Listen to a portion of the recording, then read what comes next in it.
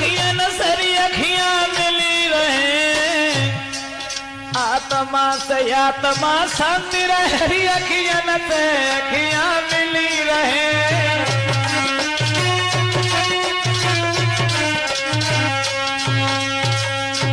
राधा ने जवाब दो ललिता, मेरा वो विचार नहीं है